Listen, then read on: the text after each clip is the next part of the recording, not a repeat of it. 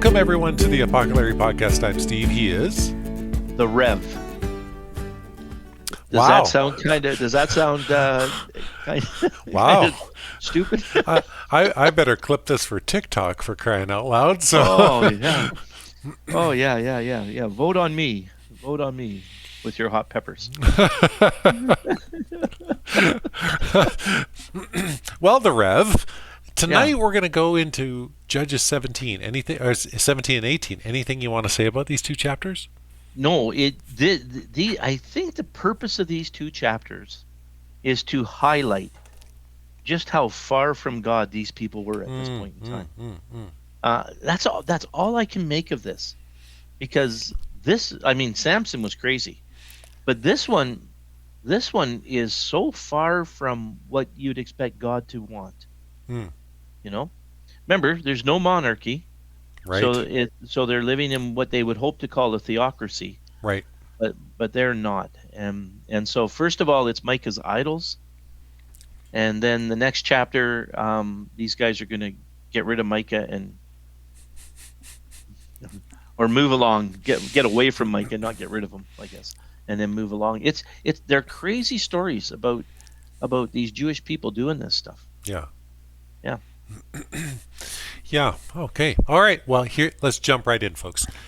Starting at verse 1, chapter 17. Now a man named Micah from the hill country of Ephraim said to his mother. So remember, now that we said Ephraim. Yep. Ephraim's come up a few times in these last few chapters. Yes, it has. Not in the Samson one, but in the ones before. And every time they are fussing at everybody about not including them in stuff. Why couldn't we come along to the party? Yes. Once you were about to defeat them, we wanted to come and also take part in the plunder. So this Micah is from Ephraim, obviously. He's an Ephraimite.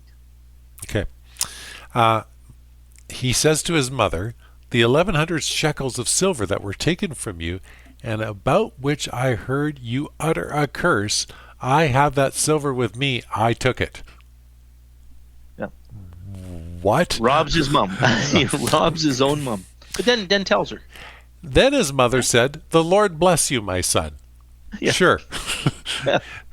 When he returned the 1,100 shekels of silver to his mother, she said, "I solemnly consecrate my silver to the Lord for my son to make an image overlaid with silver.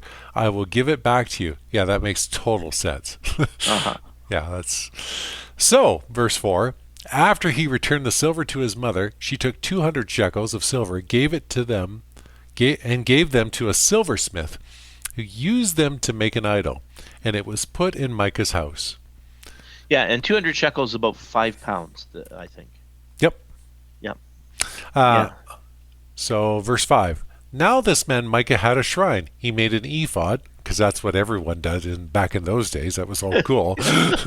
Let's make an ephod. That was the style at the time. Oh, gosh. And some household goods, and installed one of his sons as his priest. Because, why would you want to walk down the street when you could just have someone in the house?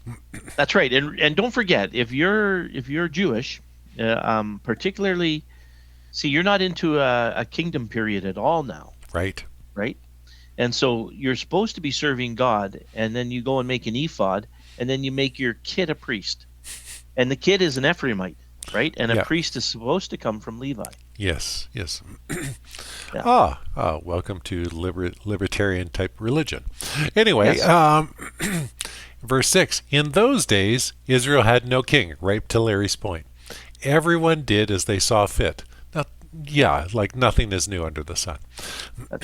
A young Levite from Bethlehem in Judah, who had been living within the clan of Judah, left that town in search of some other place to stay. On his way, he came to Micah's house in the hill country of Ephraim. Micah asked him, "Where are you from?" "I'm a Levite from Bethlehem in Judah," he said, "and I'm looking for a place to stay." Micah, being the good guy is. Then Micah said to him, "Live with me and be my father and priest, and I'll give you 10 shekels of silver a year for your clothes and your food." So the Levite agreed to live with him. And the young man became like one of his sons. Yeah, crazy, eh? And be my father, and he became one of his sons. Never mind. Yeah, so be my father is a sign of respect. Right. Okay. Almost like we call Catholic priest father. Yes, I'm with you now. Okay. And be like And one of he got the silver and the food and the clothes. yeah, he got the full meal deal. Yeah. Would Verse they wear Levi's? they should have. If they didn't, they should have. Yeah. Yeah, here's my tunic made by Levi's. It's all denim. Sorry, I'm gone. I'll come back. Verse 12. Then Micah installed the Levite, and the young man became his priest and lived in his house. And Micah said, now I know that the Lord will be good to me, since this Levite has become my priest. Unbelievable, eh? Unbelievable. So you make these you do the ephod, you make the idol that you've got in your house. Is it an idol to the Lord God? Yeah, who knows? I don't know that there was such a thing. They weren't supposed to do that, right? And then whatever happened to his son? He must have told his son, "I guess you're fired, kid. I have an actual Levite. You had a good run. Yeah, but yeah. I hope you enjoyed it. Get lost now. Yeah. And so then he hires this guy. And this guy becomes his priest. It's a bizarre story, isn't it? Now, does this go back, like, you remember Craig Broyles, who was one of my Old Testament profs in university, and Craig said to us once in class, I remember this, where he said, you got to get out of your head that during this period of time that they were actually completely monotheistic. They played the odds. Let's worship as many as we can, just in case. When they wrote about that, when they were going into the land. So if Moses wrote the first 5 books, and I'm fine to say that, because I don't need the Graf-Wellhausen JEDP theory, even though I would never argue Craig or Broyles or Evans on that. No, they'd beat me up for sure. But if you believe that Moses was getting them ready to go in the land, or when they were getting ready to enter the land, the big thing was you need to clear everybody out of the land, right? You need to continue to serve God, and you need to follow the Lord when you go into the land. Well, they didn't clear everybody out of the land, right? So then the people of the land are you're having trouble with your crops. Well, we serve these gods, and that gives us better crops. Oh well, all right, let's give that a try. We'll still serve God, but we'll also have an idol. We'll have a statue to Baal as well. And, yeah. Something to Molech if I'm in that part of the world. And so, yes, and I love what not Evans, but Broyles said. You're playing the God's odds. Yeah. Just in case. just in case, yeah. I love the Lord God, but I'm going to try all this other stuff as well. So different from us. Yeah. So different from us. Clearly nothing new under the sun, is there? Isn't it crazy? Yeah. Okay. So now they run into more problems with the Danites coming. Oh, because hey, it's our way. Yeah. So now these Danites are going to come, and what they say is that the Danites, they had a place on the other side of the river, right? On the west side of the river, I guess. And so Jerusalem and all that is on the east side of the river, and they never really took over that part of the land. They never cleared the people out. So these guys are traveling around trying to find a home for themselves. Right now, Dan becomes the place that's so much trouble when Jeroboam takes over in the future, but we're way before that now. So these Danites are looking for a place to live. Okay, so chapter 18 now. In those days, Israel had no king. Been there, done that. Yeah, we get it. Yep. Bought the T-shirt. Yeah, that's right. And in those days, the tribe of the Danites was seeking a place of their own where they might settle, because they had not yet come into an inheritance among the tribes of Israel. So the Danites sent 5 of their leading men from Zorah and Eshtaol to spy out the land and explore it. These men represented all the Danites. They told them, "Go explore the land." So they entered the hill country of Ephraim and came to the house of Micah, where they spent the night. When they were near Micah's house, they recognized the voice of a young Levite. So they turned in there and asked him, "Who brought you here, and what are you doing in this place? Why are you here?" He told them what Micah had done for him, and he said, "He has hired me, and I am his priest." Then they said to him, "Please inquire of God whether our journey will be successful." The priest answered them, "Go in peace, your journey is the Lord's approval." Now, what we don't know is if their journey had the Lord's approval. You know, he is a priest of God. But he's still, he's still got the ephod thing and the other stuff. He's got all of this paraphernalia that you're not supposed to have.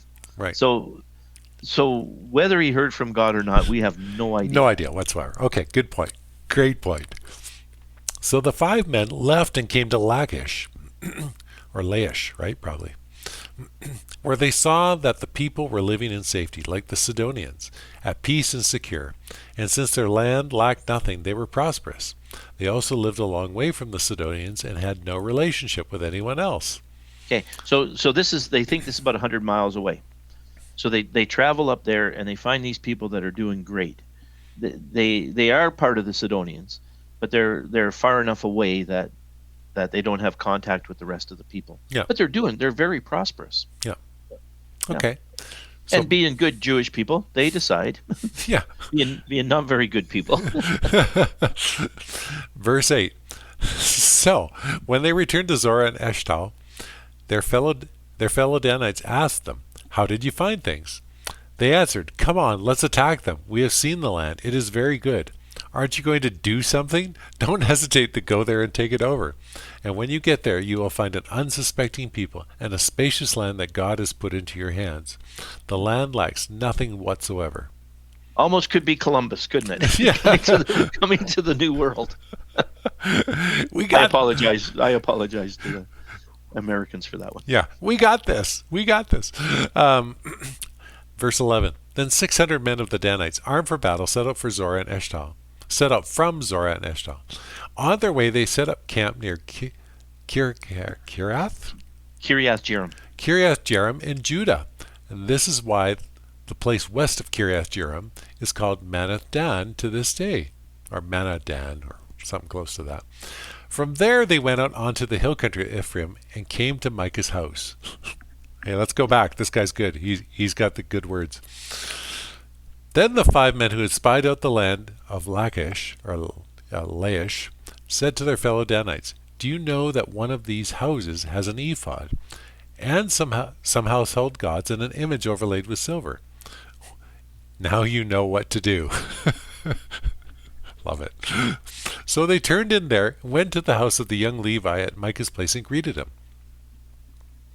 The 600 Danites, armed for battle, stood at the entrance of the gate. The 5 men who spied out the land went inside, took the idol, the ephod, and the household gods, while the priests and the 600 men stood at the entrance of the gate. When the 5 men went into Micah's house and took the idol and the ephod and the household goods, the priest said to him, "What are you doing?" Yeah. It appears we are robbing you. I don't know if you've heard of this before, but when we take things that aren't ours, it's called robbery. We don't want everybody to know. However, in verse 19, they're gonna sweeten the pot for the priest. They answered him, "Be quiet. Don't say a word. Come with us and be our father and priest. Isn't it better you serve a tribe and a clan in Israel as priest rather than just one man's household?" The priest was very pleased. He thought, "I've got a mega church all of a sudden." This is awesome. He took the ephod, the household goods, and the idol and went along with the people. Putting their little children, livestock, and their possessions in front of them, they turned away and left. Now, look at the beauty of that. So the priest comes with them. Micah's hardly worth being with anyway, but that's beside the point, right? Yeah. I mean, this is one thief and another. But when they leave, they put the livestock and the children in front of them. And the point of putting something in front of you is they are your forward guard. Yeah. Yeah. So if anything's going to get killed, it's your livestock and children. At least that's how I understand this. Yeah. I think, Yeah. Yes, it's my forefathers blowing the bagpipes as they ran into battle. They'll never know. They'll never know what hit them. Anyway, when they had gone some distance from Micah's house, the men who lived near Micah were called together and overtook the Danites. As they shouted after them, the Danites turned and said to Micah, "What is the matter with you that you called out your men to fight?" He replied, "You took the gods I made, my priest, and went away. What else do I have? How can you ask what's the matter with you?" Great story. This is awesome. The Danites answered, "Do not argue with us, or some of the men may get angry and attack you. You and your family will lose their lives." So the Danites went on their way, and Micah, seeing that they were too strong for him, turned around and went back home. Then they took what Micah made and his priests and went on to Laish against a people at peace and secure. They attacked them with the sword and burned down their city. There was no one to rescue them because they lived a long way from Sidon and had no relationship with anyone else. The city was near Beth Rehob. The Danites rebuilt the city and settled there. They named it Dan after their ancestor Dan, and they'd ran out of all other good ideas. What shall we call this? I have a friend named Dan. I wonder if he's ever regretted that. Yeah. Who was born to Israel. That's the old guy Israel, not the country. Though the city used to be called Laish. There the Danites set up for themselves the idol, and Jonathan, son of Gershom, the son of Moses, and his sons were the priests for the tribe of Dan until the time of the captivity of the land. They continued to use the idol Micah had made all the time the house of God was in Shiloh. Yeah, and if you read other verses, they might have said Manasseh instead of Moses. There was a feeling that they didn't like this being tied back to Moses, and so they may have changed the word. But in this one, of course, they've corrected it back. If you scroll up down D there, it says something. It says many Hebrew and Septuagint and Vulgate and other manuscripts, and some Septuagint manuscripts say Manasseh. Okay. So many of our old manuscripts don't say Moses; they say Manasseh. Okay. Right. And I don't know if this Jonathan, the son of Gershom, was the guy that came with them or not. You think it must be, but they never did mention his name before. Yeah. So it's hard to tell. But the biggest thing I think he's showing us, that the author of Judges is trying to show, is just how people did what was right in their own eyes, just how corrupt everybody was becoming, right? And we've kind of slipped a cog here, where we haven't shown, things get bad and they cry out to God and then God delivers them. This is just a couple of stories in the midst of this, just to say, these are the kind of people we're dealing with. Yes. This is kind of the quality people that you get to see every day as you walk through Israel. Yeah. This is that's right. Just like the quality you see when you go to church on a Sunday. Might be the same thing, or if you come to Larry's house for supper, it's the same kind of stuff. Have you considered your friends Larry and Steve? my friends Larry and Steve. yeah, they're morons, both of them. But anyway, so that's just I don't know, for our audience, it's just a crazy story to show what people are when left to their own devices. Yeah. And the next story next week is the Levite and his concubine. So if you want to get an R-rated story, or then you get next week's story, the Levite and his concubine. Yeah.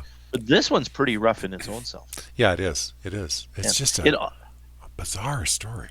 It almost makes Samson look normal. But he wasn't. First, thanks for stealing my silver. Thanks for giving it back. Let's go make an idol. Let's build an ephod. Hey, we got this son, a Levite, and we're going to take him and go. Someone stole all my silver. Wow, Mom, that was me. You have no idea why he went back and told her that after he took it. Yeah, bless you, my son, for taking it.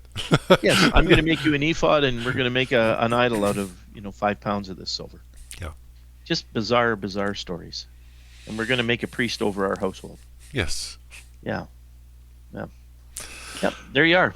Okay, my friend, thank you for illuminating this passage for us. The fact that it's the simple thing of this, of God showing us in the biblical record that we're idiots. We're idiots when we don't follow Him. Yes. Folks, as always, we're so glad that you join us on this journey. Thank you for listening. If you tell people about it, please do. We don't do any promotion of this podcast whatsoever. This is it. It's just you. So, hey, thanks for who you've told. We'll be back next week. We'll get a couple more episodes, then we'll take our annual Christmas break and kind of go at it that way. But look for us for at least, I think, 1, maybe 2 more weeks, right? I think we got 2 more weeks in us, and then we're out. Yep, then we're out for Christmas. Yeah. All right, folks. Well, until next time, I was Steve. He was Larry. And this was the Apoco-Larry.